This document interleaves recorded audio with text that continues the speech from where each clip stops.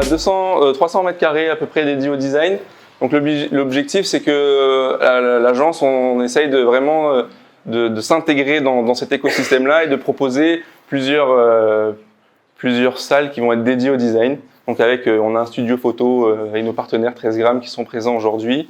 On a des salles de co-créativité, on va avoir des salles de tech shop. Voilà, on va essayer de travailler vraiment, d'avoir cette place dédiée au design sur Marseille. Pourquoi on a voulu faire ça? C'est parce que c'est coupé. Parce que du coup, la notion d'atrium, ça vient de l'époque romaine, et du coup, c'était la place centrale un petit peu de la vie romaine. Et du coup, on a voulu reprendre cet esprit-là pour essayer de fusionner en fait les utilisateurs, les citoyens, les entreprises, les grandes entreprises, PME, start-up, et de les faire vraiment se rencontrer dans notre lieu. On vient d'avoir récemment le label SudLab avec la région PACA qui permet de valoriser un petit peu ce genre de démarche sur la région. Et donc du coup, on veut aussi vous partager avec vous ces événements. Et donc du coup, il y aura les événements Pastis.design, mais il y aura d'autres événements aussi pour pouvoir vraiment faire en sorte que toute la communauté se rencontre dans ce lieu. Donc on va parler un petit peu du design. Donc on va partir de la base. Donc moi j'ai fait une école de design sur Marseille. Et en fait quand on est dans les formations dans le design, en fait on parle beaucoup de grands designers qui sont souvent des grandes stars. On apprend beaucoup en fait de modèles qu'on a identifiés en tant qu'étudiant.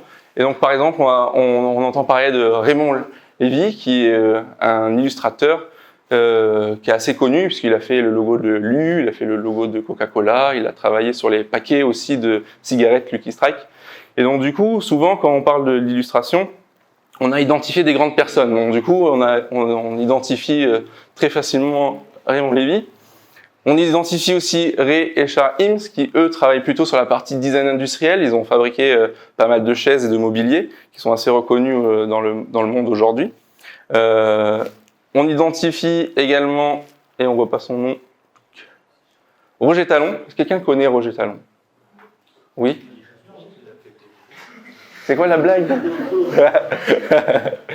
Roger Talon qui est un designer français et il a été notamment décoré et reconnu pour avoir designé le TGV au début du TGV.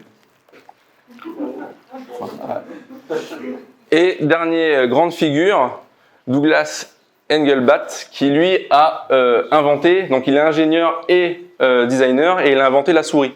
Et en inventant la souris, il a travaillé aussi sur l'interface homme-machine, et donc du coup toute la relation digitale qu'on a aujourd'hui, qu'on connaît de plus en plus dans nos vies. Donc du coup on voit un petit peu à travers ces 5 grands personnages, on voit différents champs du design, on voit l'illustration, le design produit, le design industriel à grande échelle, et le commencement aussi de l'ère informatique, toujours par le prisme du design produit. Et donc du coup, c'est vrai que en général aujourd'hui, quand on parle de design, on est quand même on identifie assez facilement à des grands designers. Et du coup, ces grands designers-là ont travaillé sur le produit ou sur l'illustration. Et du coup, on assimile assez rapidement en fait le design à ce type de sujet. Et donc du coup, en fait, pour l'inconscient, c'est que du coup, derrière tout produit, il y a un designer. Et donc du coup, on se dit, il y a un grand nom. Et aujourd'hui, on le voit encore avec des gens comme Stark, où du coup, c'est des grandes figures aujourd'hui du design en France. Et du coup, on identifie facilement le design à des grands acteurs. Et pourtant, le design, c'est pas que le design produit. Et aujourd'hui, il y a énormément de champs du design qui existent. Donc, on peut parler du design d'espace, du design management, du design sensoriel, de l'illustration. Et en fait, tous ces champs du design aujourd'hui commencent à cohabiter et à travailler ensemble. Un designer peut potentiellement utiliser plusieurs champs du design dans son travail, mais aussi travailler avec d'autres designers. Et ces compétences-là, il y en a de plus en plus et se grandissent de plus en plus. Aujourd'hui, on commence beaucoup à parler de UX design, UI design, qui sont des nouveaux champs du design qui commencent à apparaître.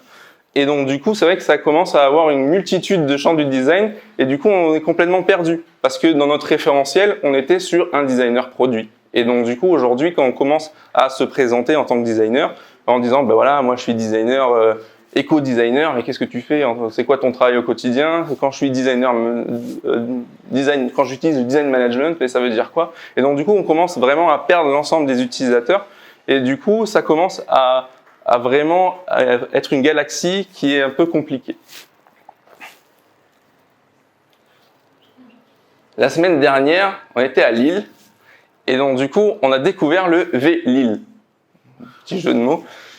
Et donc, est-ce que vous reconnaissez quel type de vélo c'est? Décathlon. Qui c'est qui a dit? Décathlon. Ouais. Ils sont à Lille aussi. Ils sont à Lille, ouais. Ouais. Ils ont leur centre de recherche et développement dans l'Est, mais pas à Lille. C'est ça. Donc là, c'est le Between qui est pliable. Donc du coup, on n'a pas ce genre de produit sur Marseille. On a un vélo un peu tout-terrain, bien robuste, qui résiste à tout, qui est très lourd à porter.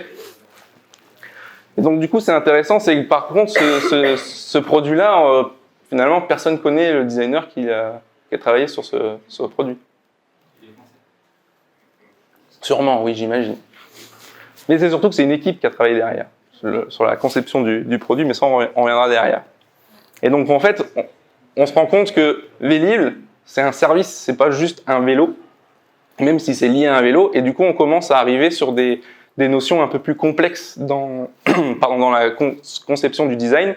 Et donc, du coup, on n'est pas juste à fabriquer un produit qui est art, mais un produit qui va être utile auprès des utilisateurs. Quand je vous montre cette image, à quoi vous pensez? Est-ce que ça vous évoque une expérience? Pas tous à la fois. Aussi, rentrer bourré en vélo. C'est Rentrer bourré en vélo en fin de soirée. c'est une expérience, effectivement. Non, mais le truc est un peu. De quoi? Le truc est un peu relou quand on est utilisé parce que Ouais, c'est un peu relou, ça donne envie de jeter le vélo. C'est un vieux port. C'est ça, dans le vieux port, ouais, c'est des poissons, ils sont pas cons. Bon, en tout cas, pour moi, c'est juste un vélo et une borne qui est dans une ville et qui prend de la place, et qui est un peu imposant, qui est en plus très visible. Toujours la marque Between, la marque de Decathlon qui est présente sur l'ensemble des vélos. Et est-ce que ça vous représente quelque chose? C'est ce matin, en allant à The Camp. C'est mieux. Là aussi, on vit une expérience qui est quand même assez négative.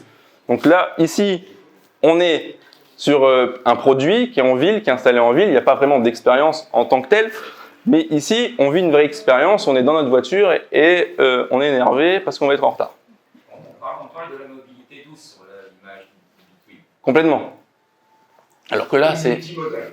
Ou multimodal, exactement. Alors que là, on parle d'une mobilité vintage. Dure. Et donc, ce qui est intéressant avec l'exemple de Decathlon, c'est que d'un côté, ils se sont dit, on va travailler sur le vélo qui est le design produit pour des usages, mais en utilisant notre même produit, en utilisant Vélib, enfin Vélil, du coup, ça va être sur d'autres usages. Et du coup, on va vivre d'autres expériences. Quand je vais acheter mon vélo en magasin Decat, que je vais aller faire ma randonnée du dimanche, du coup, je vais vivre une expérience d'espace, de nature, et donc du coup, je vais vivre quelque chose de différent avec le rapport avec mon produit. Par contre, avec le Vélil, pourtant qui est le même produit, je vais vivre une autre expérience. C'est une expérience de mobilité pour pouvoir me déplacer rapidement en ville et de pouvoir bénéficier finalement aussi, je crois que c'était à 0 € leur abonnement, ou pas cher, ou 1 €, un peu comme à Marseille, c'est vraiment pas cher. Du coup, ça permet de rendre accessible cette mobilité. Ah ben voilà, c'est 24 € par an, ouais, c'est ça. Donc pas 0 €. Mais du coup, c'est pas cher par rapport à la voiture et par rapport à la mobilité, donc ça permet de désengorger aussi les villes. Mais pourtant, on voit que les deux produits coexistent. Et ces deux produits, aujourd'hui, on n'a pas finalement le nom du designer qui signe le produit. Et pourtant, c'est des produits qui sont toujours, finalement, qui font partie de notre quotidien. Et qu'on n'a pas forcément conscience finalement que derrière, il y a toute une équipe en fait qui va travailler sur ce service. Et quand on parle de service, on parle d'une multitude de points de contact avec les utilisateurs. On parle, par exemple, quand on veut aller sur Vélil, il faut qu'on ait notre site internet, il faut peut-être qu'on ait un pass pour pouvoir déverrouiller notre vélo par rapport à la borne. Il y a le vélo qui est un produit aussi. Il y a l'application mobile pour pouvoir géolocaliser l'ensemble de mes bornes, pour pouvoir savoir où est-ce que je vais positionner mon Vélib dans quel quartier je me trouve. Mais si j'ai un problème à un moment donné, que je crève ou que la chaîne déraille, je vais avoir aussi un service de hotline. Donc ce service de hotline, du coup, il y a des opérateurs téléphoniques qui sont derrière. Et on a aussi la maintenance pour pouvoir réparer et pouvoir charger l'ensemble de nos vélos. Et donc on se rend compte que finalement d'un produit qui a l'air si simple, qui est le vélo qu'on peut acheter en magasin pour partir dans nos grands espaces, et bien on complexifie le même produit, mais à travers un service beaucoup plus complexe avec différents points de contact. Et l'utilisateur va finalement vivre une expérience aussi tout le long de son parcours.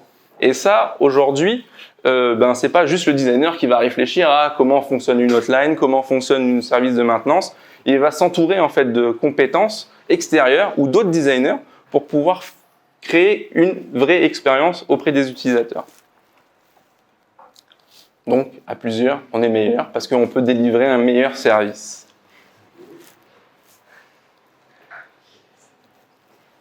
Donc, du coup, on change de paradigme. En fait, à la place de derrière tout produit, il y a un designer. On est de plus en plus dans une société où derrière tout produit, maintenant, on a une équipe et une équipe qui est complexe. Et une équipe qui peut vite partir en vrille finalement parce qu'avec différentes expertises, différents points de vue. Et donc du coup, pour faire tout ça, le designer aujourd'hui se pose la question, finalement, quel est mon rôle dans la conception de produit? Est-ce que c'est juste mon coup de crayon qui finalement est valorisé, le nom que je vais apposer sur mon produit? Certains designers encore le réalisent. Par exemple, le designer Oreito, qui est marseillais, a designé le métro de Marseille, qui va arriver en 2024, normalement, si tout se passe bien. C'est à Marseille. C'est juste de l'habillage. Hein. C'est de l'habillage, effectivement. Mais il y a 3 choix possibles. C'est ça, il faut aller voter. Vous pouvez d'ailleurs participer à l'habillage du métro marseillais en allant sur la métropole, le site de la métropole, et vous pouvez choisir le design du métro que vous voulez avoir dans votre ville. Donc on commence à avoir un petit peu des systèmes participatifs par rapport à la conception. Mais du coup, ce qu'on voit aussi, ce qui est intéressant, c'est que le produit qui a été designé finalement par Oreito, qui est une grande marque en termes de design, a signé en fait son œuvre. Et donc du coup, c'est là où du coup on a encore le parallèle entre le designer qui est œuvre, le designer produit qui est œuvre, et le designer finalement qui va travailler dans un écosystème pour pouvoir délivrer un service. Pour info, Oreito a été également commissionné par la ville de Marseille pour réaménager la place Castellane. Ouais, c'est ça, avec le tram et effectivement. Ouais. Donc c'est un ensemble en fait. C'est une brique qui a été complètement. C'est toute la mobilité finalement qui va être travaillée entre le tram, le métro, et d'essayer de créer une union, une unité sur l'ensemble du parcours pour les utilisateurs. Effectivement. Ouais. Et c'est ça qui est intéressant aussi. Mais j'imagine qu'il ne travaille pas tout seul, il doit travailler avec les équipes d'Alstom, il doit travailler avec les urbanistes. Même si lui, il intervient en tant qu'artiste finalement, auteur, dans son design, il apporte aussi finalement son expertise et il va s'intégrer dans une équipe pour pouvoir délivrer son projet. Et donc le designer possède des méthodes, des méthodologies qu'on ne va pas forcément étaler aujourd'hui, mais ce qui est intéressant, c'est surtout sa mentalité. Et c'est ça en fait sur le renouveau du design aujourd'hui dans les mentalités, c'est que du coup, il va apporter une nouvelle approche dans la conception de projet par rapport à ses équipes. Premier point, il va donner une priorité aux gens, aux utilisateurs. Il va essayer d'aller à leur rencontre, essayer de comprendre leurs besoins et essayer d'être plutôt dans le rapport avec l'humain et être moins sur une œuvre artistique. Donc du coup, il va vraiment essayer de comprendre vraiment les besoins pour pouvoir après adresser le meilleur produit possible. Et ça, il va essayer de le véhiculer aussi au sein de l'équipe. Il va être finalement le porte-parole de cette méthodologie auprès de l'équipe. Et donc, du coup, c'est lui un petit peu qui va chahuter les équipes en disant vous avez pensé aux utilisateurs? Oui, non. Et donc, ça va revenir souvent sur le devant de la scène. Il va être aussi poussé par la curiosité. Donc, poussé par la curiosité, c'est qu'il va poser plein d'interrogations. Il n'est pas sachant. Donc, du coup, il va aller s'appuyer sur d'autres expertises pour vraiment comprendre comment fonctionnent les différents experts avec qui il va travailler pour faire en sorte que ça fasse une union et une cohésion dans le projet. il va être ouvert à la complexité, c'est-à-dire que d'une chose qui paraît simple à l'usage, lui derrière, il va mettre en œuvre tout un système complexe et tout un parcours. On le voit avec notamment Velil, où finalement c'est un système assez complexe d'interaction humaine entre plusieurs acteurs. Et finalement, en tant qu'utilisateur, un mec bourré qui rentre de sa soirée, il va pouvoir prendre son Velil, rentrer chez lui en presque sécurité ou se casser la gueule. Et pourtant, c'est assez facile pour l'utilisateur. Et donc, du coup, c'est aussi le rôle du design de pouvoir rendre quelque chose d'assez complexe, simple pour les utilisateurs. Il est là aussi pour pouvoir visualiser, pour pouvoir montrer. On a parlé tout à l'heure de design, de management du design. Et donc, du coup, c'est aussi d'essayer de travailler. On rigole, on se moque souvent des designers qui utilisent souvent leurs post-it, qu'ils en mettent partout. Il y en a d'ailleurs un peu partout aussi chez nous.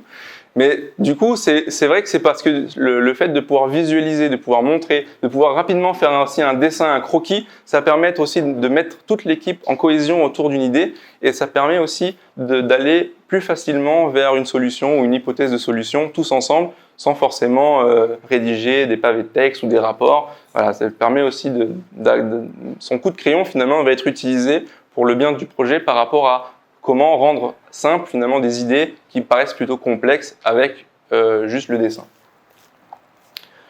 Et dernier point, il est aussi dans l'expérimentation et l'itération.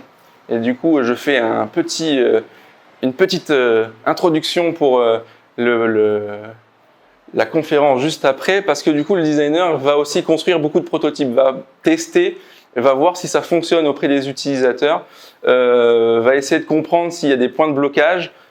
Souvent, va tester avec de la matière. Aujourd'hui, on parle beaucoup de digital où on fait des maquettes sur des applications, mais quand on travaille sur du produit ou du prototype, on peut utiliser pas mal de supports. Et je te laisserai, je pense, expliquer cela plus facilement tout à l'heure. Donc voilà, vraiment retenir que c'est un nouveau paradigme, un nouveau paradoxe pour les utilisateurs, pour les designers, qui est de se dire ils essaient de se transformer, ils sont plus forcément des artistes auteurs, ils sont plutôt là pour essayer de servir le projet et d'essayer d'accompagner une équipe dans la construction la plus cohérente avec leurs méthodologies qui sont issues du design, mais surtout avec leur mentalité, leur philosophie. Et c'est ça que je pense qui était intéressant de partager avec vous ce soir.